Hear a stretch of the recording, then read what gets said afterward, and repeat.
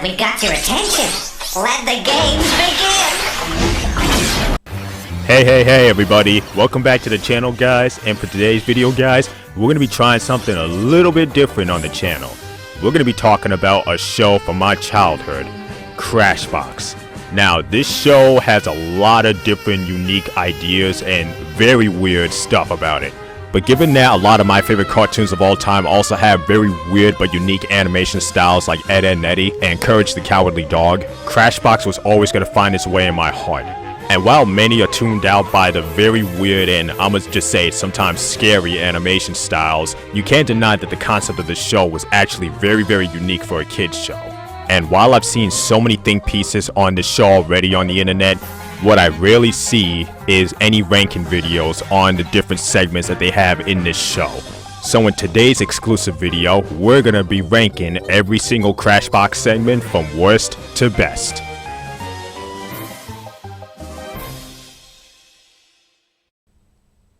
Number 18. Rattlesnake. Out of all the segments to come out of this show, Rattlesnake was definitely, I guess, the least entertaining, I would say. I remember this segment vividly because it's often used as the very last segment in Crashbox every single time. And I guess it's to keep the theme of Crashbox going as like this mysterious TV show, but I didn't really get that vibe from it. And unfortunately, the segment gameplay itself is not very good at all. Like, it gives you a riddle, but the riddle is so dang near impossible to figure out that it's not even worth playing at that point. While I get and love the concept that they were trying to go for, especially with reversing the roles of the human calling up the snake and instead it's the snake calling up the human for the answer, I do love that bit of irony in that situation, but the riddles are just a tad bit too hard, I think, for little kids. Number 17. Poop or Scoop. This is basically your typical true or false game. So if it answers true, yell Scoop, and if it's false, yell Poop. And depending on how many you get, you can either be a party pooper, a pooper scooper, a super pooper scooper, or a super duper pooper scooper. And those who don't get any right are just chicken shit. Okay, enough of the jokes already. But yeah, so Poop or Scoop. How do I feel about this segment? It's cool, but at the same time, it feels like it's literally just, again, it's just true or false. I do love that they try to educate you on the animal kingdom though. However, sometimes what they show in the animal kingdom can be very grotesque, and that's even for adult viewers as well. And while there's another segment that we're going to talk about that literally like twice is that amount of grotesqueness, this segment's okay, and I do love the animal kingdom part of it. And also, a little fun fact that I want to throw in here as well, the voice actor to the host of this game actually voices Luigi in the Super Mario Bros. Super show from the early 90s. Just figure I'd throw that little fact in there. Number 16. Eddie Bull. I'm gonna be honest, I really thought this guy was an actual bull, but he's really not. He is not a bull at all. But he is Eddie Bull. Oh, trust me, these horrible puns are not gonna stop anytime soon, so get used to it for this video. Okay, so anyway, back to the segment, the game Eddie Bull. I'm not too fond of this segment either, mainly because, like, again, it gives us a subject that is very interesting to go into, but the way they go about it is not creative at all, and a segment like this could be very boring for people involved, adults included. What I like about this gameplay more than I do with Poop and Scoop is the animation style. I absolutely love the claymation style that they go for, along with the mini song that you get with it as well. Number 15. Like Totally Paige and Sage. These two knockoff versions of Barbie dolls, Paige and Sage, are twin sisters. And while they both hang out with each other a lot, they're both totally different in terms of their lifestyles and fashion styles. So, basically the subject idea of this game is that we have to look at two photos with both of them in it and then spot 10 differences within 30 seconds, with some of the spots being very easy to find and then some of the spots not being so easy to find. This segment has a lot of pop teen girl stuff in it, so it can be a turn off for boys that are like, I don't know, between ages 6 and 14. But in terms of what the game is accomplishing, it's still a really fun game because it's forcing the kids to use their eyes to see everything that's on the screen. Almost like the game of I Spy, which ironically has another TV show like this on HBO Family as well. So Page and Sage is a cool segment, but if you're looking for a game with a bit more emphasis on that, definitely focus on I Spy. Number 14. Dirty Pictures. Okay, hold on. For anyone who's never watched this show, we're not talking those kinds of dirty pictures now. Stop watching all that PORN. So anyway, back to this segment here. Dirty Pictures. You gotta love that they used that title. And I'm not sure if that was the reason why they used it or if it was just an accidental coincidence. But again, the concept is cool. Like, literally, you're just dusting off dirty pictures to see what the historical figure is. Which again, very creative. A lot of these historical figures are basically ones that most people should know even at a young age, like JFK, Martin Luther King, Leonardo da Vinci. Like, these are some very obvious ones that people should know. So I guess it makes sense for little kids that they should know this too, at least. So in terms of actually learning something, this segment is far from learning anything aside from what the dirty photo is. But it does open the realm for kids to look into those people later down the line, which they're gonna know why they were important over the years. Number 13. Lens McCraken. If you've been following my YouTube page, my IG page, or even my website, then you guys would understand how much I love detective stuff and how much I want to draw that as a comic book one day. So again, Lens McCraken, it seems like a perfect fit for me, right? Well, in all honesty, there's a better segment than this one that does the detective stuff a lot better than this. However, it's good in its own way. So the one thing you have to do is that you have to figure out what the picture is. And even though it's similar to Dirty Pictures, the main difference between this and Dirty Pictures is that you have to basically figure out what the picture is up close. So instead of dusting the photo off, you have to figure out what a photo is up close. So say like you have a photo of a spatula, it'll only just show like the picture of the handle, and you have to figure out if that handle really is the spatula or not. That's what you get with Lens McCraken. You have to do it for 3 different photos, and then it'll help Lens McCraken solve the case afterwards, which, funny enough, is some of the most like bizarre cases you'll ever hear in any source of like court case possible. So again, I love the detective stuff that it goes for, but the fact that it's like a knockoff version of Dirty Pictures in a way docks it for me. However, I do love that they have this instrumental that they use for SpongeBob in this segment as well. Number 12. Think Tank. This is definitely the most groovy segment in the entire showcase. And what makes this segment even better is that the voice actor for the Captain Bob character in this segment is the voice actor for Grim Adventures of Billy and Mandy. However, him being stuck in a tank that tiny makes me draw questions of what happened to him, and in all honesty, I don't want to think too hard about it, but what I will say though is that the segment is actually pretty good.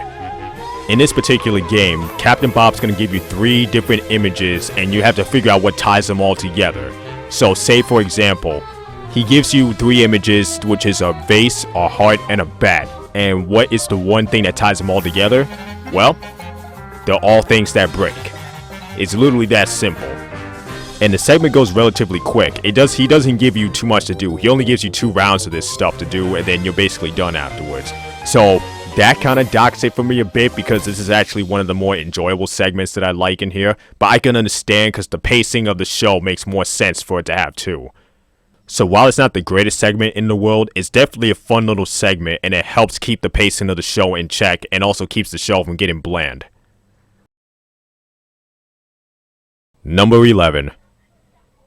Distraction News. So ironically, this segment low-key kind of told the future in a way because we live in a world nowadays where distraction is what keeps us from learning new stuff. The biggest distraction in the world obviously being social media nowadays. So again, Please never stop watching my videos, guys. Please and thank you. But do it at a reasonable time. Don't do it during school, please. Okay, with that little disclaimer out the way, let's get back to the segment. Distraction news is basically what it is. So, the host of this segment, Dora Smarmy, she's going to try to talk to you about a certain subject, and it's up to you to pay attention and listen to every single thing that she's saying. But while she's talking, she's going to throw a bunch of little distractions going on at the same time. So there'll be like little goblins, little animated characters from previous or other segments in the show, which I think is a cool Easter egg for them to do. She'll talk for about 40 to 80 seconds on this subject, depending on how important the subject is, and then when she's done, she's going to ask the viewer in question 5 different questions, and then see how many you can get right at the end. So aside from the little social media joke that I threw in earlier, this segment is perfect because little kids get distracted by anything easily, and if you have ADHD like I kind of did growing up, then it's much worse for you, so it's like you really just zone off without paying attention to what's going on. So the one thing I love about this segment is that it's teaching the kids how to have good focus and how to maintain focus through a tough school day. Because again, this is literally what it feels like being in school. I don't know for anybody else, but I know for me, especially back in elementary school and middle school, it would drag all the time. So Distraction News spoke from a place of empathy and heart for me. However though, because of some of the subjects that Dora talks about, they can get boring, so it is easy to get distracted in this. This is the main reason why it ranks this low on the list, is because some of the subjects really are boring to talk about. Number 10. Captain Bones. This salty old pirate who's nothing but bones at this point because of how long he's been sailing the 7 seas. If the gameplay to this wasn't good, this could have easily gotten bottom 3 because this guy really does get annoying and his insults can be very, very annoying. But the reason he insults your intelligence is because, again, you know, he's a pirate. And also because, like, he thinks that he's smarter than everybody else because of how he's able to figure out his bone situation. So say for example, there's a math equation that he'll put up that doesn't make any sense, like 1 + 1 = 6, which obviously doesn't make any sense, and he'll tell you to move one of his bones to make the problem make sense, and he'll show you, and he'll move one of the bones from the plus sign and move it to the 1 at the beginning, and then make a 7 to show that 7 - 1 = 6. Again, you gotta love the creativity that they put into this. So most times it's a math equation he'll give you, but then other times he'll give you like a picture that to decipher from, or even like something as simple as like the first letter of every single number. So again, bonus points for the creativity and the animation, but again, this guy is so annoying to hear from sometimes, I swear. He's one of those get off my lawn type of characters. Number 9. Here we are. My brother and I used to crack the heck up at this freaking segment. This segment was so freaking funny, watching these two ears either bicker with each other or get into some serious heat. I guess the reason why my brother and I love this segment so much is because it kind of reminded us of our relationship and how, like, even though we bicker a lot of the time, we do love each other, and then sometimes we'll get each other in trouble over the little minute things. So safe to say that these ears really related to us. So instead of using your eyes or your brain in this segment, you have to use your ears and your brain in this segment. Basically, you have to listen to the sound and think of what the sound could possibly be. And multiple times, it's something that's normally out of the blue or something that's very simple. Something as simple as we're at a baseball game, and then there's something even more unorthodox like breaking the neighbor's door window or something and knowing that we're about to be in trouble. This is by far one of the funnier segments that kids could actually watch and get a good laugh out of, while also teaching them proper listening skills. It ranks this low though because of how much more iconic and effective the other games are that we're about to talk about. Number 8. Wood Shake. Wood Shake I see is a very popular game in this entire show, especially with a lot of the fans out here. Now, I'm gonna be honest, with Wood Shake, I am not like, it's a good game, but it's definitely not like my favorite one. The host of this, however, is very, very hilarious to watch, and just watching him laugh at his own humor cracks me up too, because I have the tendency to do the same thing. And thank goodness the game is actually really fun to play too. Basically what this game incorporates is that the French chef that we're dealing with here, he's going to give you 2 to 3 words or letters that combine to form a new word. So he'll take something as simple as the word T and the letter K, and then if you combine the two together, you get DK. Yeah, I'm not understanding how that makes sense, but yeah. This segment seems like it's more played up for jokes, which is the reason why I'm not going to be too harsh on it. And again, the gameplay is fun because there's actually some really cool words you can learn from this. Number 6. Radio Scramble. I love this one a lot because it forces the viewer at hand to try to re-scramble the word that's already scrambled. And again, it's very simple, but the fun and creativity that comes into it is the fact that they make a song for that particular word that's scrambled. So all you have to do is just listen to the song and understand what the song is saying, and then understand what word would make sense in that, basically in that song, and then that's how you re-scramble the word to be the right word. And also, I really love the host here, Jumpin' Johnny Jumbo, bruh. Like, I love this guy so much, especially the design for him. His design is incredible. I just want to know what the concept arts they had for each of his designs looked like when they were trying to work on this show. Radio Scramble is a great game and one that I think deserves a lot more love from fans. Number 6. Haunted House Party. Oh my gosh, I absolutely love Haunted House Party. The narrator to this is also very cool. I love his voice and how it fits the Halloween theme. And again, the idea that they're using a haunted house to tell stories about people that died in history and just basically retelling their stories to see who the person is that we're trying to figure out.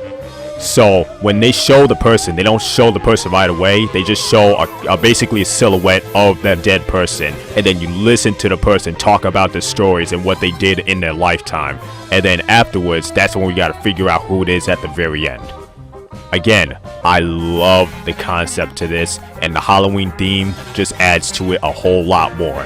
And it's funny because, like, as a kid growing up, I hated history classes or social studies classes, but as I got older, history became one of my favorite subjects in school.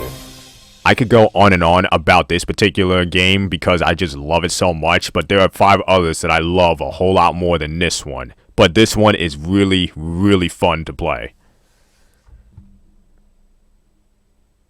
Number 5. The Revolting Slob. The Revolting Slob is without a doubt one of the most iconic characters, or if not the iconic character of this entire show.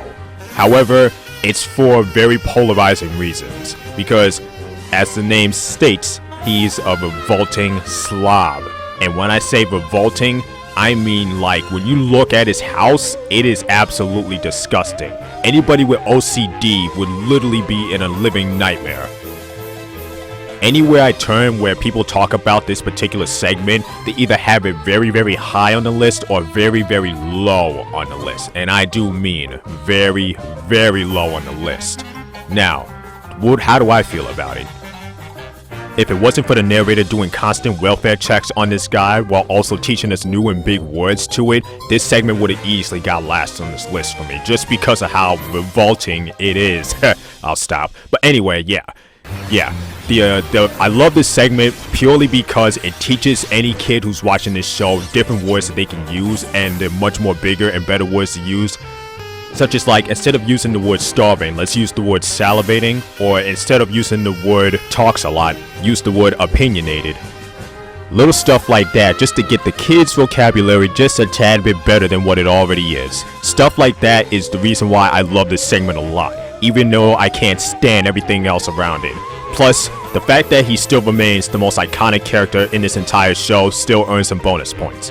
Oh, and another thing that I love about this segment, at the end of every questionnaire of his segment, he always explodes at the end of the segment. And they even funnier, they have a word that means explosion or exploded similar to it as a way of sticking it to him for how gross and revolting he is. I mean, just look at this compilation. You cannot tell me that you don't get a bit of dark humor from this. Destroyed completely. Tiny particles. Destroying completely. Bitsy pieces. Explosion. A tendency to, what else? Explode. Exterminating means destroying completely. Exploding into a million bits and pieces. Like a bomb. Causing an explosion. Ground. Oh, and by the way, decomposed means to separate into parts. Like this. And before we move on to the next segment, just please note, no Revolting Slobs were harmed during the filming of this recording. Now, back to the video. Number 4. 10 seconds. So everywhere I turn on the internet, a lot of people really don't like this segment, and it really surprises me. It really does. I guess it has that riddle snake effect where it's much harder than it needs to be, but I think the reason why I like this a lot more than riddle snake is because it puts a timer on you. And I guess for me, someone who plays sports a lot, you know, it really gives me that mindset of we really got to get this done before time runs out.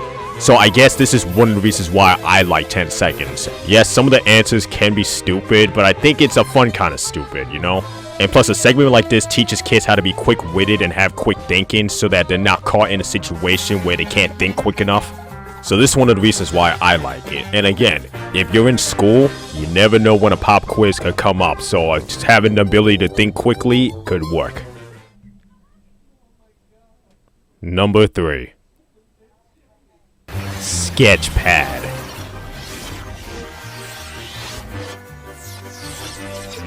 So, no one should be surprised that Sketchpad is number 3 on this list for me, because if you've been watching my channel for a long time now, you know how much I love drawing and how much I love art. So, Sketchpad was a natural fit for me to absolutely love this segment. And I love the creativity in this. He's basically giving you a storyboard sequence and asking you what happens after a certain situation. You cannot make this stuff up. This is one of the reasons why Crashbox to me is one of the most underrated shows that you could ever watch. But not to stray too far away from Sketchpad though. Going back into basically what I mean by the storyboard. So basically, he's going to draw out a story. And then he's not going to give you the full story. He's going to give you basically a section of the story is missing, but it still has a beginning and end to it. So say for example, like a man goes into a diner and asks for a glass of water, but the waitress pulls out a big scary mask instead, and the man thanks the waitress and then leaves the diner. But why would a waitress pull out a mask like that and scare the guy when all he wanted was a glass of water? So what happened instead was that the dude actually had hiccups, and the waitress felt that scaring him was much better than a glass of water. Which ultimately it's a better option than water. So, but yeah, this is the whole point of Sketchpad. Basically, we'll give you a story, we'll take out some of the panels, and then you have to figure out what happens in that specific panel, and which will complete the entire story afterwards. Again, I love this segment so much. This is easily my 3rd favorite segment in the entire show. And in all honesty, it could have been easily my favorite one if it wasn't for these 2 up ahead of it. Number 2. Mugshots. Okay, so before we go any further and we talk about how much I love this segment, that's Billie Eilish's mother voicing Verity on this segment. Going in to do this whole video, I literally found that out on my way to do this video recently, and I'm like, yo, that is crazy. I never knew that. That was like, I'm not big on celebrities anymore like that, but just that little known fact like that just shows how small this world is. But anyway, back to the segment. I love this segment a lot because it not only teaches kids how to see through lies and stuff, but also teaches little kids not to tell lies yourself, otherwise you could end up like these convicts that are going to jail. So there are 4 different convicts that you have to interrogate here. 3 of them are definitely lying, and 1 of them is most definitely telling the truth.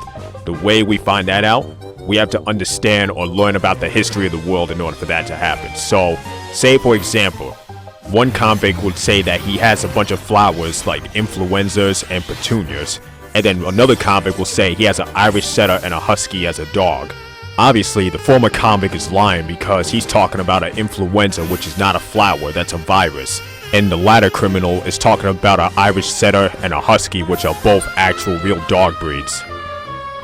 This segment is easily one of my favorites in this entire show. It's not my favorite, but it's definitely number 2 for these specific reasons that I stated earlier.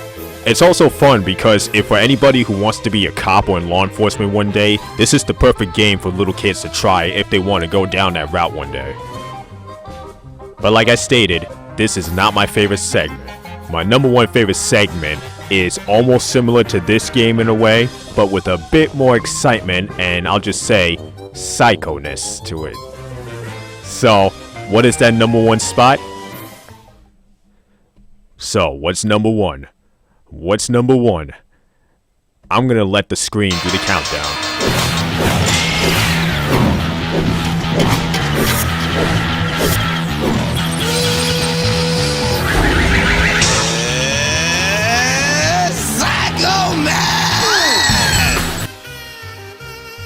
Oh my gosh, I love this segment. I absolutely loved playing this segment. My brother and I would always play these segments together because not only do we love the host who has a crap ton of energy to him, but we also love the concept of the game.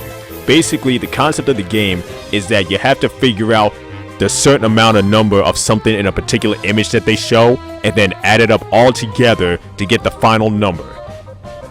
As a little kid growing up, I always found a fondness in math for whatever reason, even though in later years my favorite subjects in school would always be English and history, but whenever it came to math between the age of 6 and I want to say 12, I always loved math for whatever reason. So this segment always had a special place in my heart whenever I went to go and watch it. Because not only is the math that they're trying to give you very creative, like figuring out the numbers out of image, it's also forcing the kid to actually really start thinking about these complex situations, which again, much like the last entry, could really build up to them wanting to be a math professor or maybe a plumber one day, because that kind of stuff's needed. And so while I do love games like Sketchpad and Mugshots because they cater toward more what I always saw myself as in real life, Psycho Maath is without a doubt the best in terms of the energy, in terms of the creativity, and becoming one of the most iconic segments in the Crashbox series. And it is with that, guys, that we are done with today's video, guys. I hope you guys liked this video. I wanted to make a little change of pace from what I normally did on the channel. You may also get another video like that coming soon as well, but I'm not sure yet. But I'm still working on it. So other than that, guys, we'll probably go back to the regular schedule with the Sonic videos, the Waluigi videos, and Sly Cooper videos. But just please note there will be different content coming from me this year. It's not just going to be those 3 IPs anymore. I got a lot more stuff coming in as well. So as always, guys, thank you so much for watching my videos. Thank you all so much. We just recently passed 6,000 subscribers. I'm so happy. Can't wait to continue growing. And I hope to see you guys next time. This your boy Sly Lancy, and I'm out. Please note, no slobs, humans, furries, cartoon characters, or animals of any kind were harmed in the recording of this video.